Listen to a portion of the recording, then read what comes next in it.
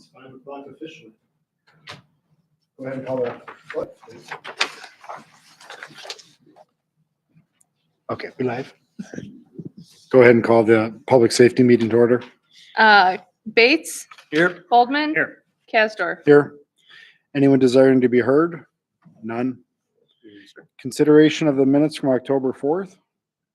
I'll make a motion to approve the minutes from October 4th. I will second. All in favor? Aye. Aye. New business. Police Department. Good evening, everyone. In front of you is the summary from the last 3 months, October, November, December of 2022. Couple of great things have been happening in the department. Officer Niesenbob did complete his field training and is on his own right now. He's on second shift.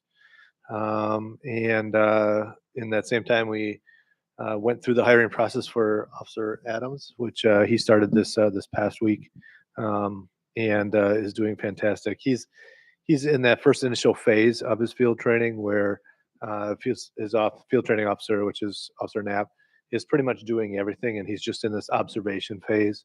And as he continues to build rapport with Drew, then he'll start to allow him to do some additional things and incorporate that into the training as well. What's his background? So I'll give you a little sneak peek because we're going to be introducing him later a little bit.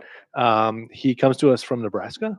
He was an officer down in Platte County, Nebraska, where he indicates that there are more steer and cows than people. So he has a lot of experience, not a lot, a year and a half of experience, but he was very highly regarded down there. He was put on training teams already. He was kind of a go-to guy with a lot of traffic stuff, and they are going to miss him down here compared to or from a lot of the Facebook posts when he said his goodbyes and stuff. He got a lot of those well wishes. Hey, you got a good guy there, and they're lucky to have you, and you're going to be missed. And so we're very optimistic with how he's going to progress and how he's going to do for us. The ninth officer, we started that in December, and we're just starting to interview some individuals yesterday and today, going through next week. We still have that process ongoing, so we're interviewing them as they come versus waiting till the end and then because if somebody good comes along, we want to get them because a lot of departments are just snapping people up. So we want to get them as quickly as possible. Officer Benson, who we hired in June of last year, is continuing to excel. He's fantastic. Remember, he came to us from South Milwaukee. He was a detective down there with 6 years of experience, and he's picking up right where he left off.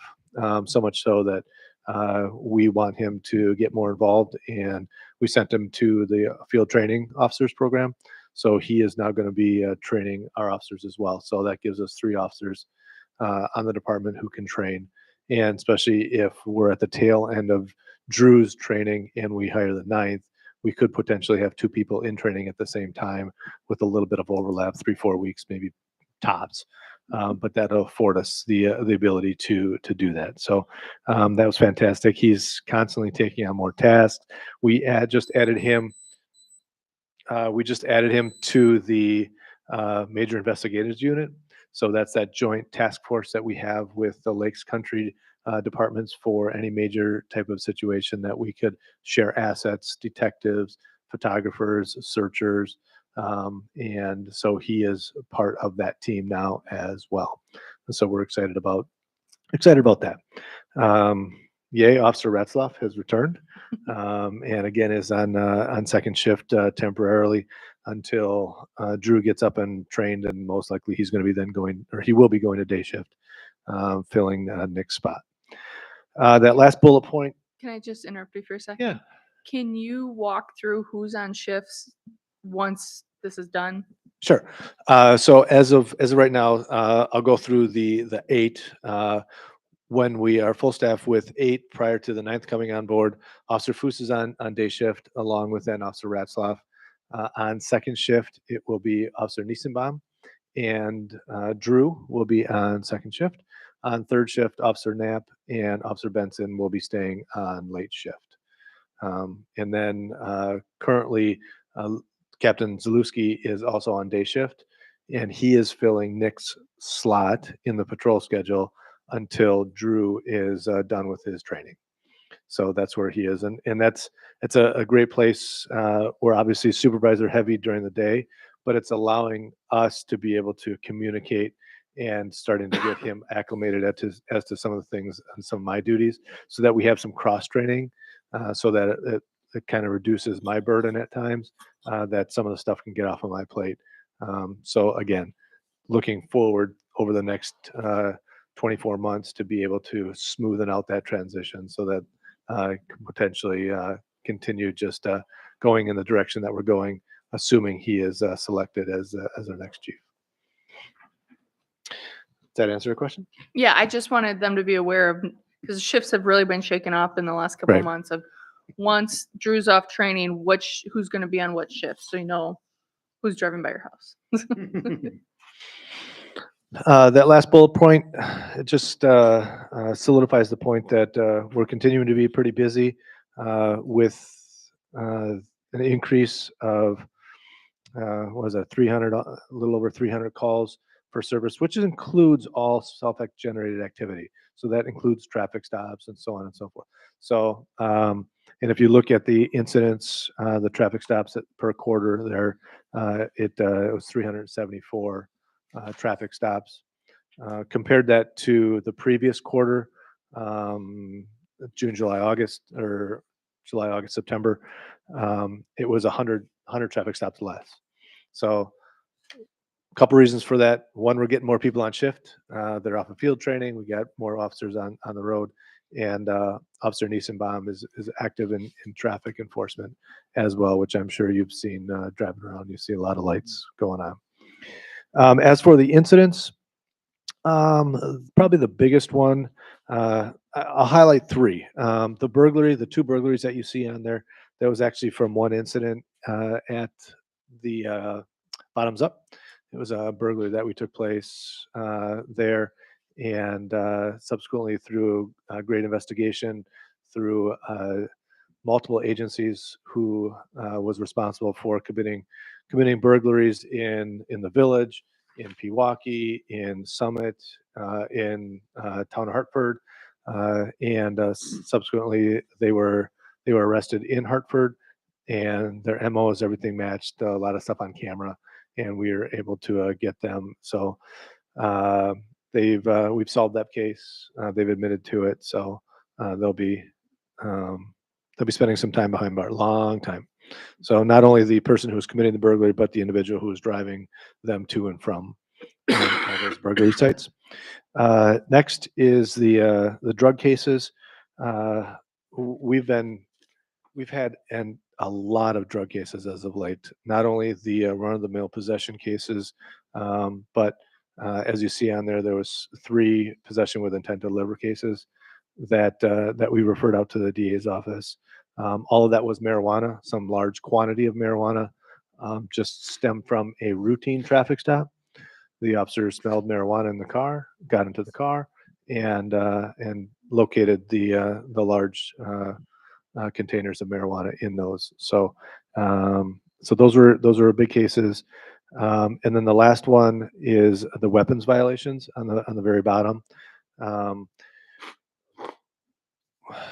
It's not unique to the village. I've been talking to a lot of my colleagues with regards to the number of guns. We are at about confiscating about 2 guns a month as of right now. So we're like 23 guns last year that we confiscated, which is a higher number than we've ever seen, probably in the last 3 or 4 years combined. And it inevitably is, if you have guns in the drugs in the car, you had a gun. I can't. The far majority of them have all been, I have drugs, and there's a gun and they say it's for personal protection. And they don't have a CCW license or anything like that. So just something to be aware of, that we're seeing more and more and more guns pretty much on a weekly basis. Lastly, with regards to Skateland, I outlined those 5, we'll call them a little bit more major incidents. One was just kind of a funny that I threw in there, that second bullet point. But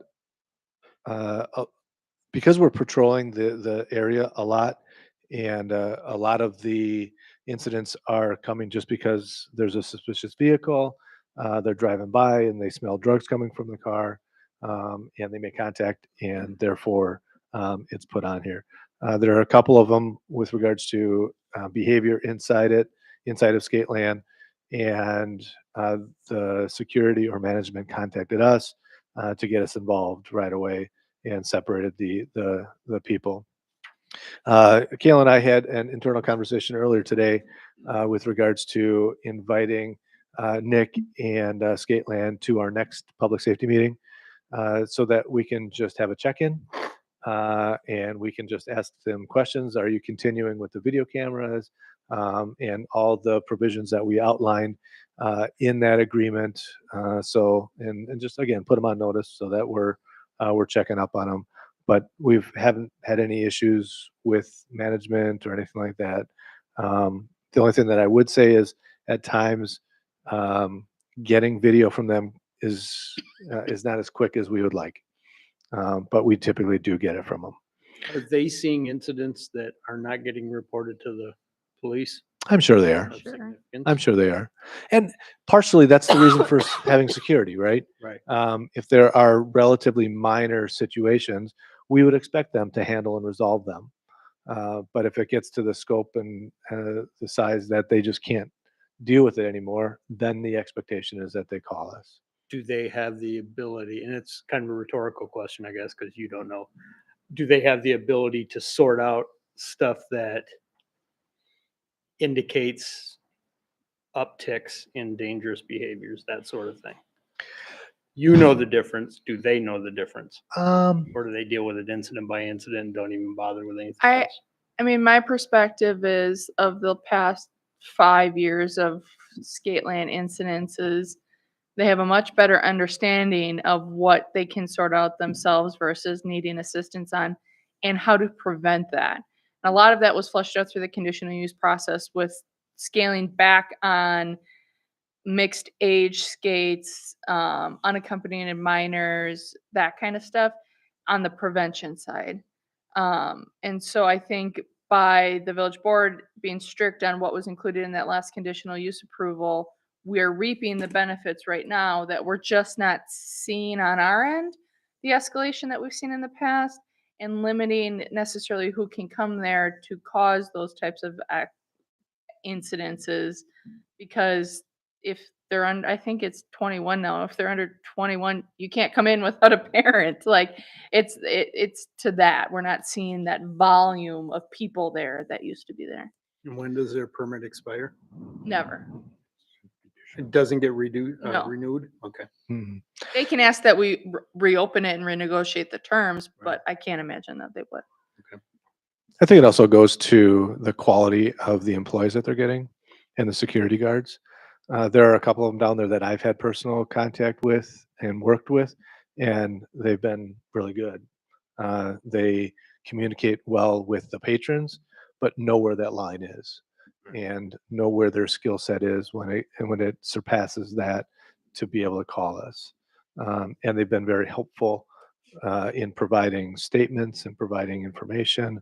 I think one of the cases that comes to mind is a child abuse case where a mother was hitting on her daughter, and they witnessed a lot of it. And they gave excellent information to us. Statements were top notch.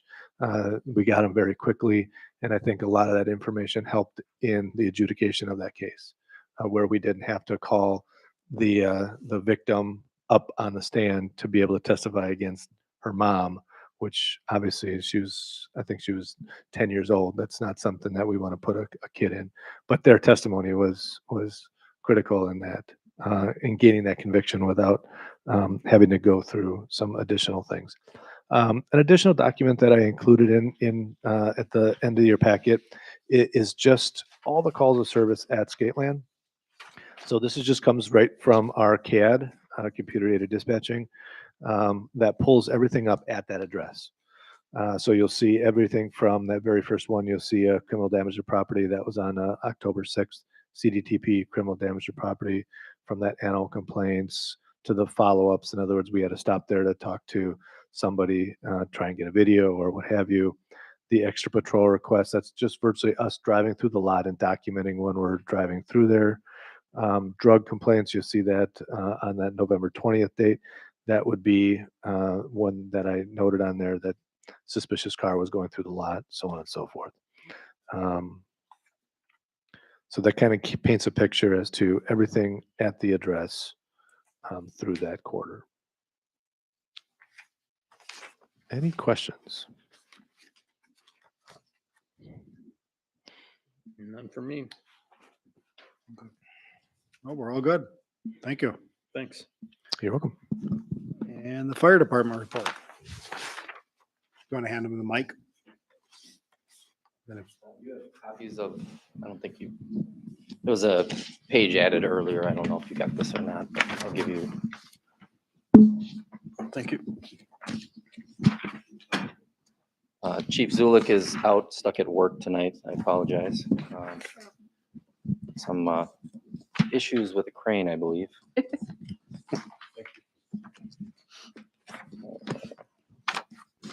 Thank you. Thank you. How do you have gas skips if you prepay it? Diesel. So a lot of diesel accounts aren't Oh, it's diesel. requiring prepays because they're either credit accounts or whatever, but I was thinking regular. no, I had diesel.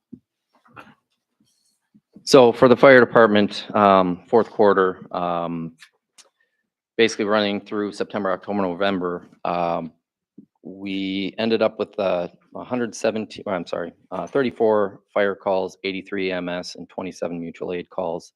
The totals ended up for the year, which is our departmental year, which runs December 1st through November 30th. The totals for 2022 ended up being 595. You'll see on the second page, there's a different run total of 289. 289 is the actual calls for service we had. The 595 has to do with when we're called for an auto accident, we dispatch both fire and EMS, and there's 2 reports that go if there's a patient involved. So there's a few more report calls in that sense. That's why there's a difference of 6 calls there, just for your background. Our personnel has been holding pretty steady. We're at about total of 27 members right now. Might be up a couple from December, and then early January we had a couple more people come on. Our recruitment has been going pretty well as of recently. Equipment, all our trucks are in good running order. Our ambulance 2354 is our backup. Recently had a power load cot. It's the same cot system that we have on our first line ambulance. Was installed on that as well. That saves on lifting patients up and getting them into the ambulance. It was funded through a grant that we got, I believe, through the state of Wisconsin. So that's nice to have. Saves on the backs of everybody. And then I can talk a little bit more about this when we run through the calls, but 2355 is currently in, I guess, okay status. It did have an issue with the bumper. It was backed into the station by a newer member and just dented the bumper a little, pushed it in.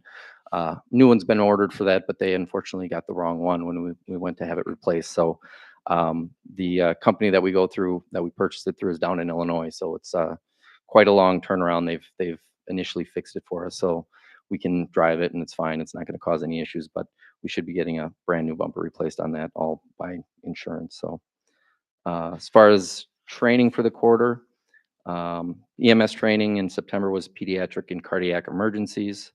October was trauma, basically anything having to do with serious physical injury. November, psychiatric disorders, recognizing how to, be aware, what to be aware of, and how to handle patients that may have some psychiatric issues going on. Fire training, September was fire suppression, just general fire ground operations. October, large diameter hose, including testing our hose, which we're required to do annually. November was emergency vehicle operations and driver training. Some notes on EMS before I go on. We are looking at updating some of our protocols and getting some new protocols. They're not in place as of yet. It has to do with some medications. I believe our medical director is going to be, they're not major things, but putting in a protocol so that we can start administering acetaminophen or ibuprofen. We currently, EMT Basics generally don't administer pain medications. Typically, people that want pain medications are looking for something more than what you can buy at the store. But it does offer, for certain circumstances, the ability to offer a pain med prior to hospital. And then the other one would be Atrovent, which is it's a nebulized medication. We currently administer albuterol for chest tightness and difficulty breathing, things like that. And Atrovent is something that goes along with it. Albuterol works very quickly, and Atrovent is a longer lasting one, which these would be administered at the same time. Again, these aren't in place yet, but that's some stuff that the medical director is looking at updating for our service. As far as a little bit more breakdown on the runs for the year, we were well above our annual run total for the last couple of years. The last 2 years, 2021 and 2020, were both high relative to the prior 8 or 10 years. In 2020 and 21, we had 508 and 509 runs in each year, respectively. We're up at 589 this year, so considerably more, 80 more runs, about 16% increase there. I think earlier I was at one of the meetings and I gave you the number of our rate of calls was expected to put us above 600. I didn't think we'd get there, but at the current pace, that's what we're at. We were just short of that. So we are increasing the number of runs we're doing annually fairly quickly. It's possible this year was a fluke, but they have been trending much higher. This was just a fairly large jump for 1 year. The average over the last 10 years between 2013 and 2022, just for some reference, is 440. And that's ranged anywhere from like the mid 300s to up towards 500, like I said. So The increase be attributed to any specific type of call? I'd say EMS more than anything. I can't say for sure that it's EMS specifically. We've been getting more calls in general, both on the EMS side and the fire side, because we have generally a greater percentage of our calls are EMS. I would expect that that's a greater increase, but I haven't looked that closely at any of the specific numbers. So, And I know Chief Zulik and I had a brief conversation about some of the staffing shortages that the Falls has caused our runs to increase because we were covering a portion of the village for a while. yeah, that is likely the case where Yeah. there's probably a jump in the number of mutual aid calls where they've called for us to assist in either Menominee Falls. We've probably seen a slight uptick to Brookfield, but at the same time, we don't go there very often. And even this past year, it's probably only been a handful of times going there for either more serious calls or when all their staff is out running on other things and they need help for some either basic EMS or just a quick response to check a scene out to see if there's a fire alarm, if something's going on. So, but Menominee Falls would be probably the biggest uptick as far as mutual aid, just with our automatic aid status with them, and they've helped us out in the last couple months as well when we've had some tight times. So, other than that, there's a list of kind of the major calls. Normally, Pete doesn't include all this. Quite as many of these types of calls on here. Some of them aren't all that major, power lines down, things like that. But basically, there were 4 classified structure fires, think 3 of those were mutual aid calls. One of them was in the village. Didn't turn out to be a structure fire, obviously, but that's how it came into us. I believe there were 3 or 4 motor vehicle accidents. Most significant of those being the one listed as on September 17th. That was a cardiac arrest call that we went to, and in transit to the hospital, the ambulance was struck by another vehicle, which caused some initial damage to 2355. The, I guess, bright point of that call was that due to and we've had it for about a year and a half, 2 years now, what's called the Lucas device. It's a device that gets strapped onto a patient who's in cardiac arrest, so it gives consistent chest compressions. So even with that happening, we were able to continue continuous CPR throughout and transport to the hospital. There was I don't know how long of a delay. It was a short delay with the accident, but we continued on very quickly and got him to the hospital still. Other than that, some opiate overdoses, which I can't say we're seeing an uptick in those. We're seeing kind of the regular number of them that we've been seeing for some time. They're fairly, I don't want to say regular calls, but we see enough of them. The police department can attest to that. And I think that's pretty much it in terms of kind of the major calls to talk about, unless you guys have any questions about anything. Two questions. Do you have the Lucas device for the backup ambulance as well? As of now, we just have the one. Okay. I think we were looking into possibly getting a secondary one for the other ambulance. But that's it. I believe it was, I want to say around $15,000. It's an expensive piece of equipment. And so, like I said, we just got ours a couple years ago and it's been put to good use so far. This was a specific instance where it was invaluable, really, because there would have been some break in the cardiac CPR given the accident. But in this case, it continued on. So. And then when 2355 was hit, it came back. It's all fine. Everything's working good. Yeah, it's back in service. It ended up being basically some minor body damage towards the back. I say minor, yet it's a brand new vehicle, and so we're not very happy about it. But just on the back corner of the passenger side, and then the bumper was the main thing. The bumper was kind of really pushed up pretty bad, and so. It runs fine. There's no mechanical issues or anything like that. It's mostly cosmetic now at the way it stands right now. So, Okay. And most of that's actually been, addressed so that you can't really tell. You can tell, but you can't tell. Yeah, it functions fine and everything. Absolutely. And how many were in that?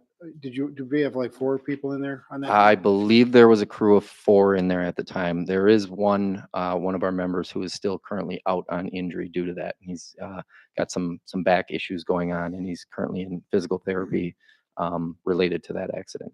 Everybody else is there's some initial bumps and bruises, but everybody else was back in service and cleared within a couple days, I believe. Okay.